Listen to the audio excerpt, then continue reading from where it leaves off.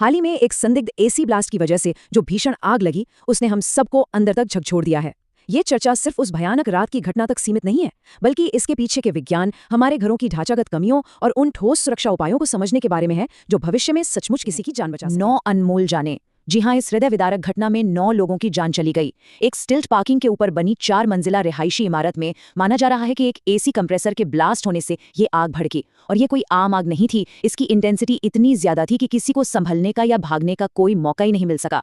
इस पूरी घटना की टाइमलाइन पर गौर करना बहुत जरूरी है। सोचिए, रात के करीब 3:30 बज रहे थे, हर कोई गहरी नींद में था और तभी ये आग भड़कती है। 4 बजे फायर डिपार्टमेंट को इमरजेंसी कॉल जाती है और ठीक 5 मिनट बाद यानी 4:05 पर रेस्क्यू टीम उस बिल्डिंग के सामने खड़ी होती है। लेकिन सबसे क्रिटिकल बात यह है कि ऐसे हादसों में जो शुरुआती 15 मिनट का गोल्डन रेस्क्यू विंडो होता है ना, वो यहाँ बहुत तेजी से हाथ से निकल गया। आग इतनी भयंकर तेजी से फैली कि लोगों के लिए बाहर निकलने के सारे रास्ते ही ब्लॉक हो गए। अब आते हैं भाग 2 पर, anatomy of N AC fire. आखिर ये आग इतनी तेजी से भड़की कैसे? जांच में 2 मुख्य थ्योरीज सामने आ रही हैं। पहली थ्योरी है इलेक्ट्रिकल फेलियर। होता क्या है कि घरों में हम एसी बढ़ाते जाते हैं, पावर लोड बढ़ता जाता है, लेकिन वो जो पुरानी वायरिंग है ना, उसे अपग्रेड करना भूल जाते हैं। इससे सर्किट ओवरलोड हो जाता है। और दूसरी थ्योरी है सीधे एसी कंप्रेसर का एक्सप्लोजन, जो अत्यधिक गर्मी या वोल्टेज के अचानक उतार चढ़ाव के कारण फट सकता है। सच कहें तो बिना सही वायरिंग के बिजली का लोड बढ़ाना एक ऐसा साइलेंट खतरा है जिसे हम रोज इग्नोर करते हैं। अब यहाँ एक साइंटिफिक फिनोमेना को समझना बहुत जरूरी है, जिसे चिमनी इफेक्ट कहते हैं। ये बिल्कुल किसी पजल के अहम हिस्से जैसा है। जब भी आग लगती है तो भयानक गर्मी और जहरीला धुआं सीढ़ियों और इमारत के खाली शाफ्ट्स के जरिए बहुत तेजी से सीधा ऊपर की तरफ भागता है। ये रास्ते सचमुच आग और धुएं के लिए एक चिमनी या एक नाली का काम करने लगते हैं। और यही वजह है कि आग कुछ ही सेकंड्स में ग्राउंड फ्लोर से टॉप फ्लोर तक पहुंच जाती है। और यहीं पर ये कड़वा सच सामने आता है, आग से ज्यादा तेजी से धुआं जान लेता है। ये एक ऐसा साइंटिफिक फैक्ट है जो हर फायर इंसिडेंट में सबसे बड़ी सच्चाई बनकर उभरता है। अगर हम मौत के असली कारणों का बारीकी से विश्लेषण करें तो हम पाएंगे कि आग की लपटें बाद में पहुंचती हैं, धुआं पहले काम तमाम कर देता है। हमारे आज के मॉडर्न घरों में जो फैंसी फर्नीचर, प्लास्टिक और सिंथेटिक पर्दे लगे होते हैं ना, वो जलने पर कार्बन मोनोऑक्साइड और साइनाइड जैसी बेहद जहरीली गैसें छोड़ते हैं। वहां मौजूद ऑक्सीजन तुरंत खत्म हो जाती है और दम घुटने लगता है। मतलब थर्मल बर्न या लपटों से जलने से पहले ही ये जहरीला धुआं शरीर के अंदर जाकर जानलेवा बन जाता है। आगे बढ़ते हैं भाग 3 की ओर, आधुनिक घर, मौत का जाल। ये सुनने में थोड़ा अजीब लग सकता है, लेकिन इसे समझना बहुत क्रिटिकल है। इसे ट्रैप इफेक्ट कहते हैं और ये हमारे मॉडर्न लाइफस्टाइल की सबसे बड़ी विडंबना है। हम अपने घरों को सुरक्षित करने के लिए क्या क्या नहीं करते। डिजिटल स्मार्ट लॉक लगाते हैं, भारी भरकम लोहे की ग्रिल लगाते हैं, छतों के दरवाजों पर बड़े बड़े ताले जड़ देते हैं। लेकिन सोचिए, आग लगने पर क्या होता है? सबसे पहले बिजली कटती है और पावर कट होते ही वो स्मार्ट लॉक पूरी तरह जाम हो जाते हैं। उन लोहे की मजबूत ग्रिल से बाहर निकलना एकदम नामुमकिन हो जाता है और छत का वो ताला बचने का आखिरी रास्ता भी हमेशा के लिए बंद कर देता है।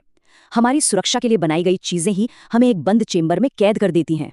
इसके अलावा हमारी जो अर्बन प्लानिंग की कमियां हैं, वो सिचुएशन को और भी बदतर बना देती हैं। संकरी और जाम गलियां फायर ट्रक्स का रास्ता रोककर खड़ी हो जाती हैं। पूरी बिल्डिंग में सिर्फ एक ही सीढ़ी का होना, बालकनियों को ग्रिल से पूरी तरह पैक कर देना और तो और स्टिल्ट पार्किंग के ऊपर बिना अप्रूवल के एक्स्ट्रा फ्लोर्स बना देना, ये वो ढांचागत कमियां हैं जो रेस्क्यू टीम के लिए उस क्रिटिकल गोल्डन विंडो में लोगों तक पहुंचना लगभग नामुमकिन बना देती हैं। चलिए अब प्रॉब्लम से सोल्यूशन की तरफ मुड़ते हैं। भाग 4, अर्ली वार्निंग फायर इंडिकेटर्स। क्योंकि मशीनें फेल होने से पहले हमेशा कुछ संकेत देती हैं और ये बहुत ही शानदार तरीके से समझाता है कि हमें किन संकेतों पर नजर रखनी चाहिए। इन्हें हम 2 हिस्सों में बांट सकते हैं।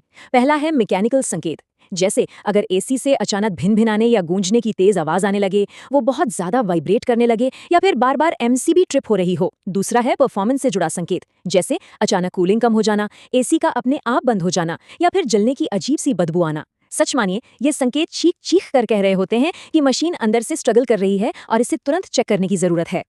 अब इसके पीछे के फिजिक्स को समझते हैं। जब एसी की सर्विसिंग को इग्नोर किया जाता है तो अंदर जमा हुई धूल हवा के फ्लो को पूरी तरह ब्लॉक कर देती है। नतीजा, मशीन के अंदर पैदा होने वाली भयानक गर्मी बाहर नहीं निकल पाती और अंदर ही ट्रैप हो जाती है। ये फंसी हुई गर्मी कंप्रेसर के लिए एक टाइम बम का काम करती है और उसमें आग लगने का रिस्क कई गुना बढ़ा देती है। ये बहुत ही बेसिक साइंस है, लेकिन इसे नजरअंदाज करना जानलेवा हो सकता है।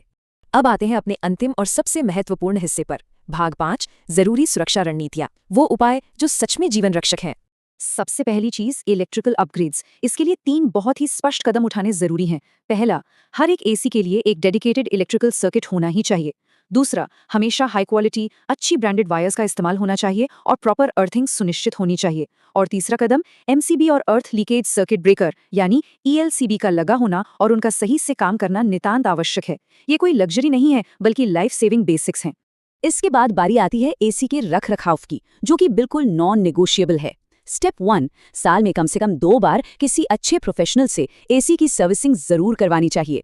स्टेप 2, अंदर लगे एयर फिल्टर्स को हर महीने साफ करना चाहिए।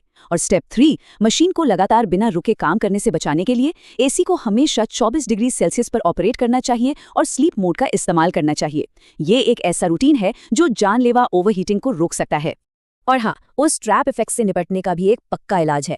जो भी डिजिटल स्मार्ट लॉक दरवाजों पर लगाए जाते हैं, उनमें एक मैनुअल ओवरराइड या फेल सेफ अनलॉकिंग मैकेनिज्म होना ही चाहिए। इसका सीधा सा मतलब ये है कि अगर कभी पावर फेलियर हो जाए या बिजली कट जाए तो वो दरवाजे चाबी से या किसी मैनुअल तरीके से आसानी से अंदर से खुल सके। इमरजेंसी के वक्त बचने का रास्ता हर हाल में खुला होना चाहिए। तो इन सभी तथ्यों का विश्लेषण करने के बाद एक बहुत ही गहरा सवाल खड़ा होता है। क्या आधुनिक घरों को चोरों से बचाने वाले ये हाईटेक सुरक्षा उपाय किसी इमरजेंसी में सचमुच घरों को एक ऐसे जाल में तब्दील कर देते हैं जहां से बाहर निकलना असंभव हो जाता है? ये एक ऐसा सवाल है जिस पर गंभीरता से सोचने और अपनी खुद की सुरक्षा व्यवस्था को दोबारा चेक करने की बहुत ज्यादा जरूरत है। इसी महत्वपूर्ण विचार के साथ ये विश्लेषण यहीं समाप्त होता है। जुड़ने के लिए